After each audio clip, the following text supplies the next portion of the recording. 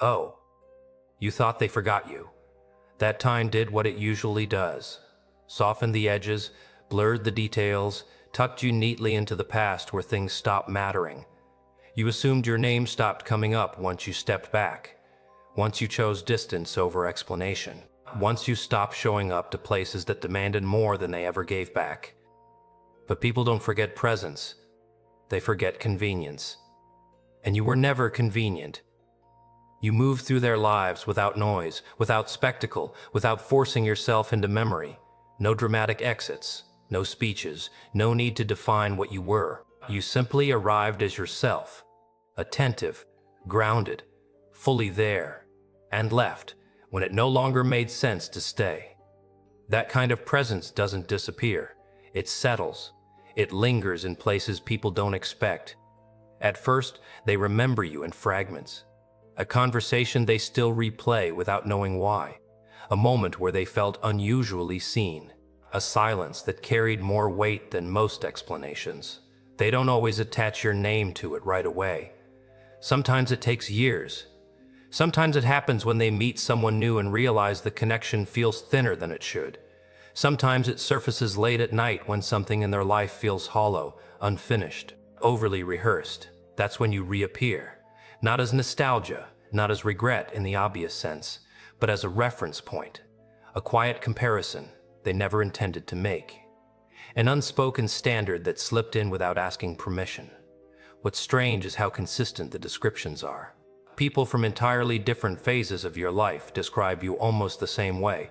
A former friend, a coworker, someone who only knew you briefly, someone who assumed you were temporary. They pause when they talk about you.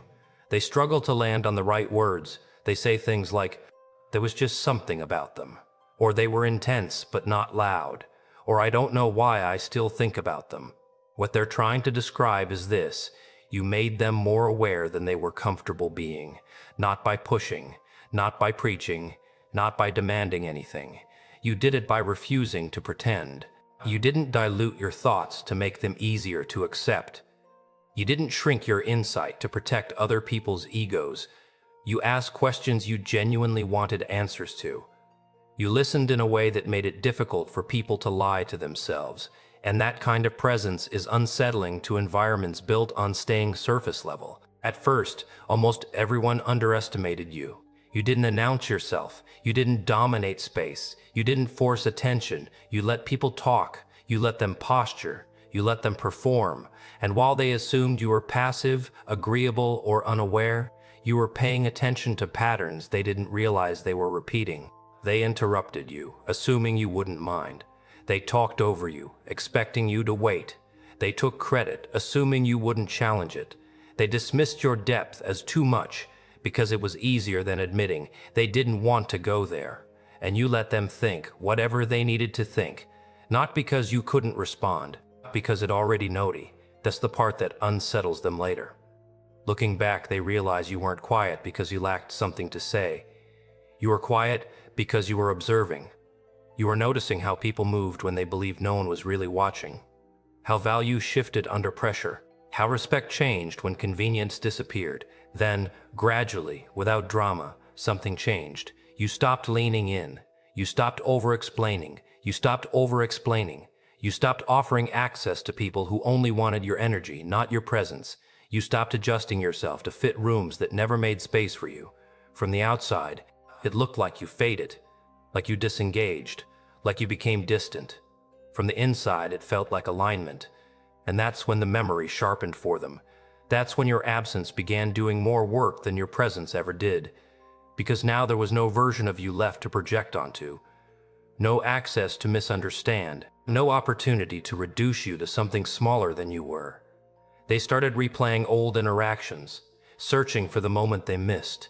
The moment they assumed too much and listened too little. They realized you weren't intense because you wanted control. You were intense because you were paying attention. You weren't difficult because you wanted conflict. You were difficult because you refused to stay shallow. Some of them pulled away because growth felt like pressure. Being around you made it harder to justify staying exactly the same. You didn't criticize their choices. You didn't shame them for settling. But your clarity made their compromises louder in their own mind. And instead of rising to meet that discomfort, they labeled you as too much and created distance. Others stayed longer, tried to meet you where you were. And even they admit now, quietly, that you changed the way they think, the way they connect, the way they measure honesty. They find themselves comparing conversations, relationships, entire environments to what it felt like to be around you. Not because you were perfect, because you were real. You became a turning point without trying to be one. And that's the part no one prepares for. You never set out to be unforgettable. You weren't building a legacy. You were just being yourself in spaces that weren't designed for that level of presence. And systems built on comfort don't know what to do with people who bring clarity instead. They don't always talk about you directly. Not at first. It's more subtle than that. You show up as a feeling they can't place, a discomfort that surfaces when things get too quiet, too routine, too shallow. You become the comparison they didn't mean to make and can't seem to stop making. A conversation feels thin, and they don't know why. A connection feels safe, but flat. An environment feels busy, but strangely empty. That's when your imprint does its work. They start to realize you weren't just different. You were disruptive in a way that didn't look like disruption. You didn't challenge people by opposing them. You challenged them by existing without compromise, by not performing, by not chasing approval, by not editing yourself to stay likable. You didn't need to be the loudest person in the room to change its temperature. You changed it by refusing to numb yourself just to fit in. That's why they struggled with you. You didn't fit into their mental shortcuts. You couldn't be reduced to a role they understood how to manage. You weren't the easy one. You weren't the fixer who stayed forever. You weren't the background character who absorbed tension so others could stay comfortable. You were present in a way that required presence in return, and not everyone had that to give, so they labeled you. Not out of cruelty, but out of self-protection. Too intense, too serious, too deep, too much. Labels are how people shrink what they don't want to engage with. It lets them keep their distance without examining why they need it. It lets them avoid the mirror without admitting it was ever there. What they didn't realize is that while they were busy categorizing you, you were quietly recalibrating yourself. You were noticing where your energy went and what came back. You were tracking how often your clarity was met with deflection, how often your honesty was met with discomfort instead of curiosity, how often your presence was tolerated rather than respected. You didn't leave because you were rejected. You left because you were done negotiating your depth. That distinction matters. When you stepped back, something unexpected happened. The dynamic collapsed. Without you smoothing the edges, translating subtext, holding emotional weight that wasn't yours, everything else got louder, sharper, less stable. They didn't connect it to you immediately. They just knew something was missing. Something that used to make conversations feel grounded. Something that used to slow things down just enough to matter. That's when they started asking around. Quietly. Casually. Not an official investigation, but something close to it. They compared notes without realizing that's what they were doing. Different people, different timelines, same conclusion forming underneath. You weren't a phase, you weren't a coincidence, you weren't easily replaceable. And that realization unsettles people, because it forces a harder question. If you weren't the problem, then what were they avoiding? If your presence felt heavy, what was it revealing? If your absence feels noticeable now, what were you carrying that no one acknowledged at the time? Some of them feel guilt. Not the clean kind that leads to accountability, but the quiet kind that shows up as defensiveness. Others feel curiosity mixed with regret. A few feel something closer to fear, not of you, but of what your clarity exposed in them. They realize you saw more than you ever said, that you clocked patterns they hoped went unnoticed, that you chose to leave without blowing things up, and that restraint reads differently in hindsight. They replay moments now with a new lens. Times you paused instead of reacting. Times you chose silence instead of escalation. Times you walked away from situations they expected you to fight to stay in. What once looked like passivity starts to look like choice. What once looked like distance starts to look like discernment. And here's the part they don't say out loud. A part of them respected you even while they misunderstood you. They felt it in their body when you were around. That slight pressure to be more honest, to slow down, to stop hiding behind performance. That pressure didn't come from judgment. It came from coherence. From someone whose internal world wasn't constantly contradicting itself. When that disappeared, they noticed. Not dramatically. Gradually. You became the person they reference without naming. The standard they measure against without admitting it. The reminder that depth exists, and that they once brushed past it because it felt inconvenient at the time. And you're not waiting for any of this. You're not scanning the past to see who finally understands. You're not hoping for validation or delayed recognition.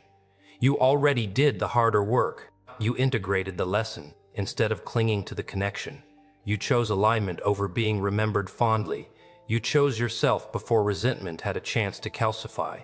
That's why this hits them late and lands softly on you. For them, memory circles. For you, memory settles. You took what mattered and moved forward without dragging the emotional residue behind you. You didn't become colder. You became clearer. You didn't disappear. You became selective.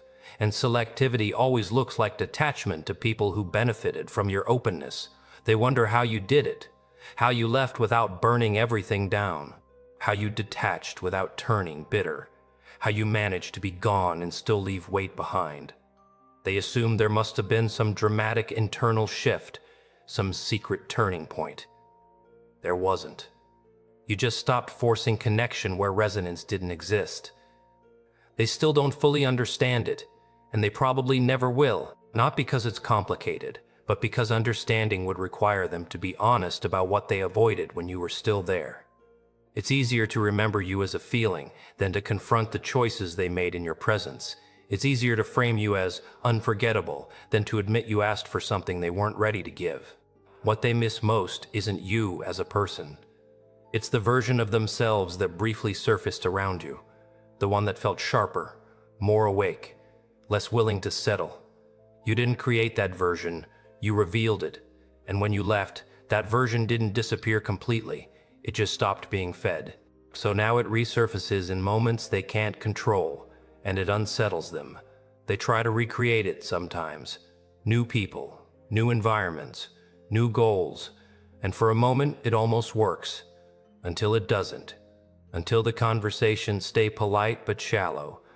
Until the insight feels rehearsed instead of lived. Until the connection never quite reaches the depth it once brushed against.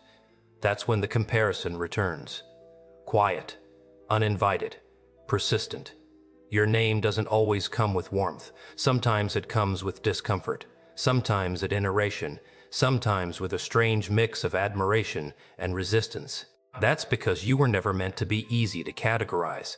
You didn't fit neatly into their systems of control, convenience, or hierarchy.